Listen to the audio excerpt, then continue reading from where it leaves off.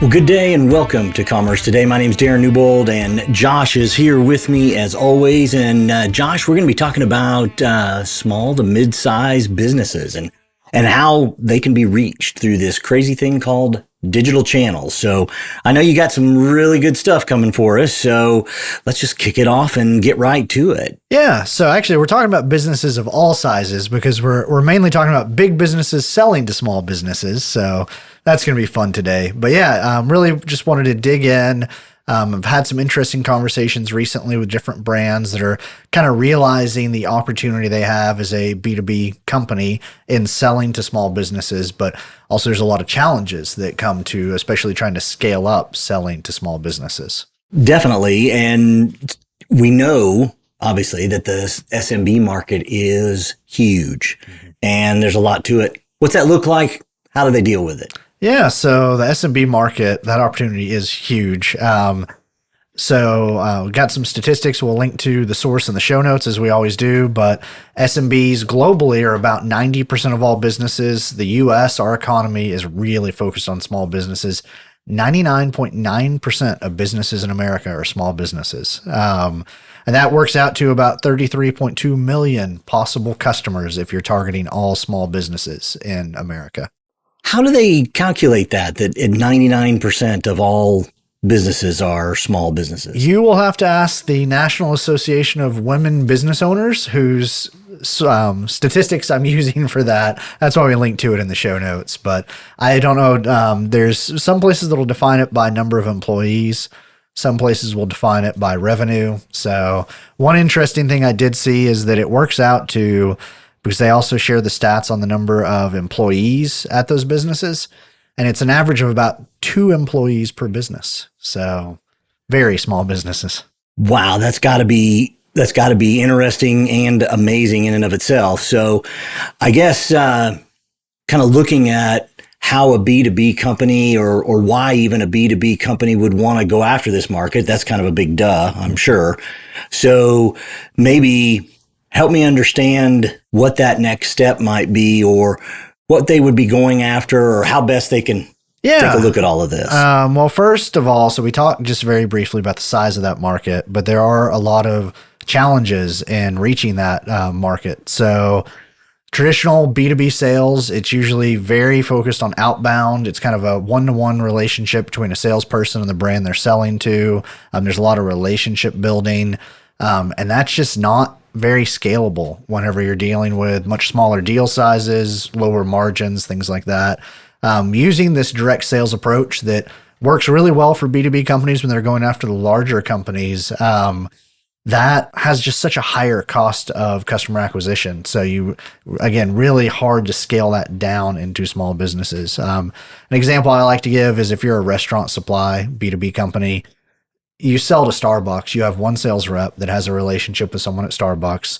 You've just sold restaurant supplies into hundreds of locations. If you want to sell to the local coffee shop on the corner, right, you have to have a relationship with that one local coffee shop. So now all of a sudden you're trying to maintain relationships with thousands of local coffee shops all around the US. Doesn't really scale. I totally get it. And that's going to be virtually impossible because you can't have enough salespeople to cover all of that, to get there and have those relationships. So obviously that digital experience becomes kind of that relationship that they can have. Tell us about that and the value around that. Yeah, so SMBs really like that digital relationship. I mean, I think at this point, all B2B buyers do, but especially SMBs, a lot of smaller companies, they're not going to have a dedicated person that's just responsible for placing orders with you. Like it's going to be someone that's doing 2 or 3 other things. So usually limited headcount, limited resources. They need to move fast. They're probably doing all of this from their phone while doing something else.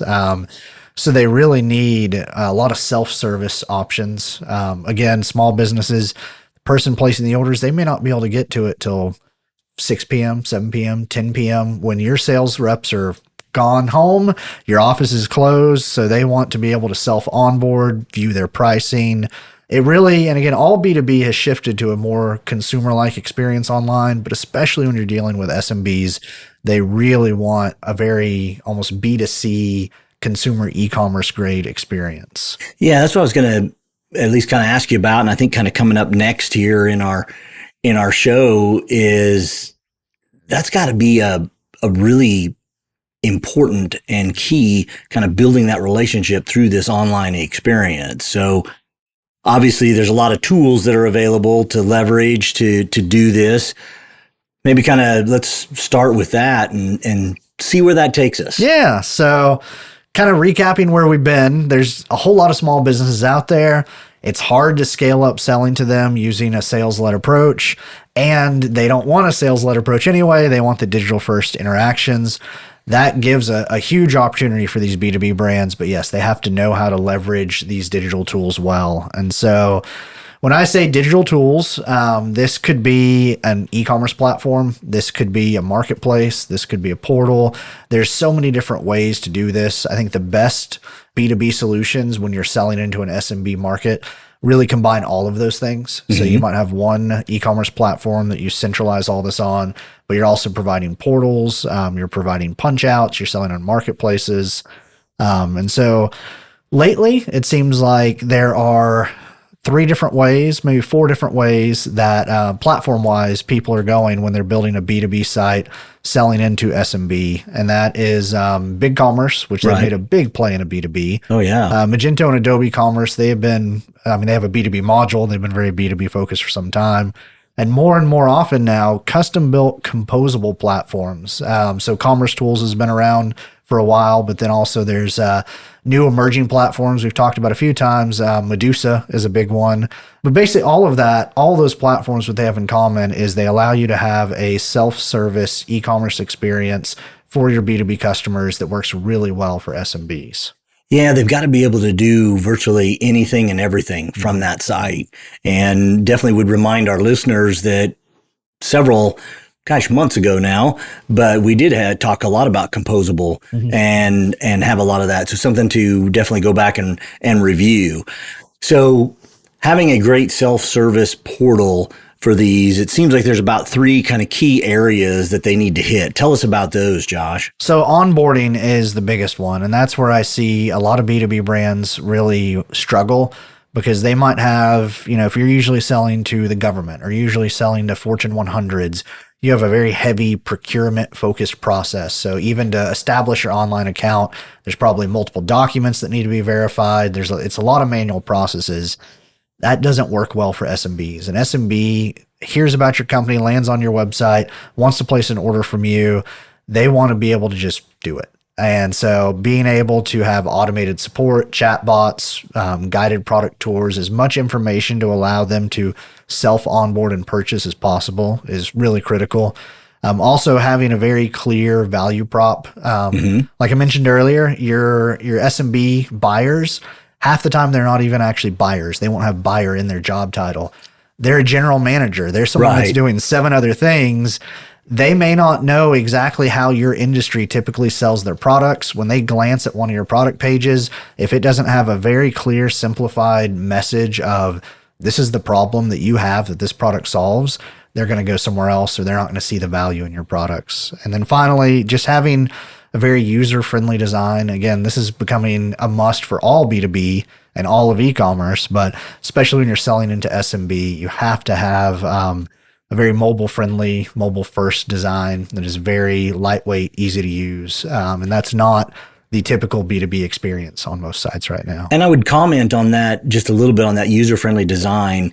Small businesses will be very loyal, so they'll stick with something even if it might be a little clunky for a little while. But there is a point when enough is enough. Let's share a couple of success stories. I think you had a couple that you wanted to highlight of where this is working and where it's coming together well. Yeah, so the 2 companies that I've seen doing the best in targeting SMBs, first one probably won't surprise you, that's Amazon. So Amazon Business, they have made it so easy for SMBs to buy from them with a Amazon-like experience, imagine that, and just really nailing the self-onboarding, kind of purchase process, but also Grainger. And they're kind of on the opposite side of Grainger. Historically wasn't known for having an amazing e-commerce experience, but they have made some big strides in really simplifying the process of establishing an account with them, managing that account, placing orders online. And that's been a huge growth area for them because they didn't have great penetration into the smallest businesses before, and now they do. That's awesome. That's awesome. Well, guess the big thing is how come the other companies can emulate these successes and be able to do these things? So there's ultimately a shift in this process from being sales led to a more marketing led type of approach and growth. Tell me about that. Yeah. So again, the old school B2B model is very salesperson focused. And I'm not saying, don't worry, salespeople, I'm not saying fire your sales team. As we'll see later in the episode, the sales team plays a big part in this. But in the approach to selling to like a Fortune 100, you have target accounts. You divvy those accounts out to your sales reps. They either call or, in a lot of cases, travel to those companies, and they sell in person and they sell face-to-face, one-on-one. And that is how you're generating new accounts and new orders.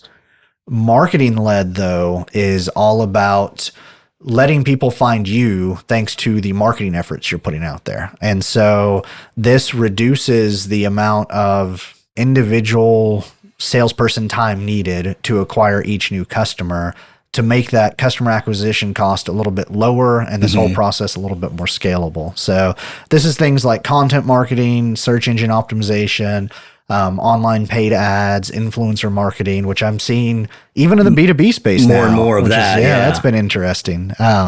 That's got to be so important, and that secret sauce of the content marketing, SEO, and paid ads, all of that is so critical to this and being able to drive it. There's another piece that's the automation as well as self-service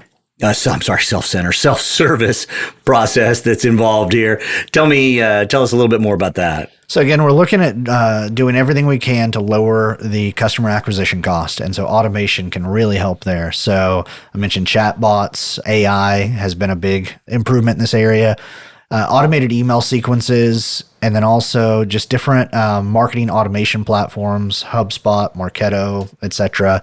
All of these things can nurture these small business accounts or small business leads into new accounts for your business without needing that heavy involvement from a salesperson. And then you mentioned self-centered service and self-service portals that basically, if I'm getting your emails and I'm a small business owner and I'm getting your automated emails and I don't want to then click something and say, all right, have a salesperson call me to set up my account. I want to click something to say, here's all my information. I want to complete the entire buying journey right now. And so you have to have some type of self-service portal, typically an e-commerce platform that allows that person who's responding to your marketing-led efforts to complete the account setup process and then actually complete a purchase with you. Well, you kind of lead us obviously into the big next step here is kind of creating that whole digital first SMB customer journey.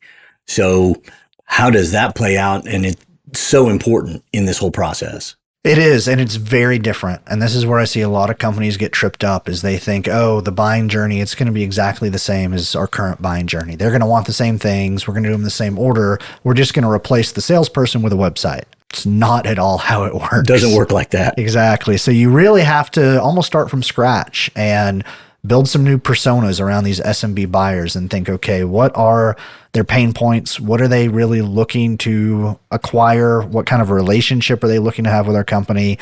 Realizing it is going to be digital first. So they're not going to have a salesperson visit them and then they start buying from you. They are going to hear about you online and then start purchasing from you online. And so you have to have that lead generation I mentioned earlier. You have to have product education to help them understand. And again, it's going to be different product education than you have for your bigger companies that are buying from you. And then really walk them all the way through to not just making the buying decision, but placing the purchase, all without needing a salesperson to intervene. And it is good to have ways that if they get off the path, if they have trouble, they could reach out to a salesperson, but allow them to ideally on that, happy path, make it all the way from sign up to purchase without a salesperson being involved. And isn't this a great place where I know we've mentioned it in other episodes. We haven't done it a lot, and maybe we could do an episode on this, but kind of those really smart chatbots with AI there that can help answer a lot of those main and basic questions. I just had to deal with that with a bank, and I was pleasantly surprised because my question I thought was wasn't straightforward, but a little bit off, and the chatbot got it and even started pointing me in the right path. Nice. So I was shocked at that. But yeah, and that's where those chatbots work best, when they have a lot of information to pull from. So that's where writing blog posts, white papers, even having webinars that you then transcribe and make all this available on your website and make it all available to that chatbot, so that when this buyer has a question, if you've ever covered it in one of your blog posts, in a white paper, in a webinar, that chatbot can pull it from that. And that basically serves two functions then, because that's bringing new people into the top of the sales funnel, but then it's also answering the questions of those that are kind of further into the process. That's awesome. Yeah. That's awesome. Well, that was kind of something that came up, and I know we've got some other challenges and considerations to think about. I mean, how do you balance the automation versus personalization? We've talked about this with other sites and all of it. So how does this differ? Yeah, and this is the challenge with B2B companies, bigger B2B companies targeting SMBs.